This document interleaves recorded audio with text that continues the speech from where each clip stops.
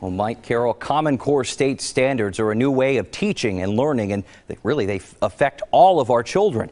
This is also a confusing topic, and it has its share of controversy.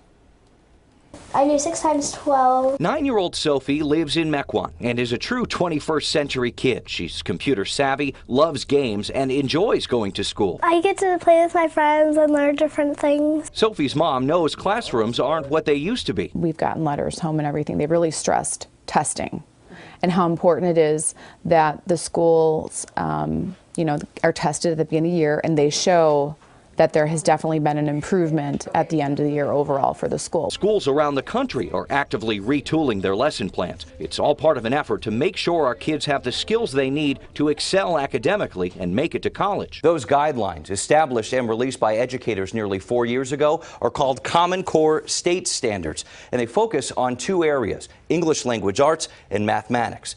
These standards contain a tougher list of requirements than many districts have ever seen. The standards are a big deal for education in our country right now. Already, 45 states have pledged to take part in the process. Emily Amundsen is in charge of adapting those standards for Wisconsin's classrooms. It's not a curriculum, it's not a textbook, it's not an instructional strategy. It's just a statement about what a kid needs to know and be able to do. The bottom line, kids will now be required to learn more at an earlier age. We adopted the Common Core. Wisconsin started slowly phasing in Common Core standards in 2010. The full launch is set to take place later this year. But the move toward a nationwide baseline for learning isn't sitting well with all parents. The kids in Wisconsin are going to become incredibly average. Madison area dad Jeffrey Horn is one of the driving forces behind the group Stop Common Core in Wisconsin. Horn tells me he's concerned educators will be forced to get results, not educate. They're going to put a lot of effort into just teaching to the test, making sure kids do well on a test, regardless of what they actually learned. Moms and dads are also worried they won't have a say in how their kids learn. These standards are kind of the last nail in the coffin of putting local control to bed in Wisconsin. The Department of Public Instruction claims school districts are allowed to set their own guidelines, though achievement tests and college entrance exams like the ACT will soon be aligned with the Common Core.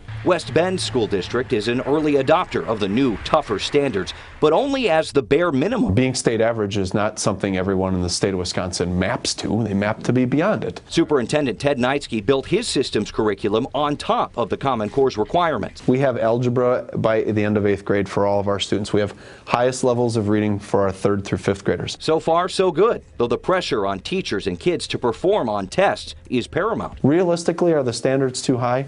No. Realistically, can every kid adhere to them? No.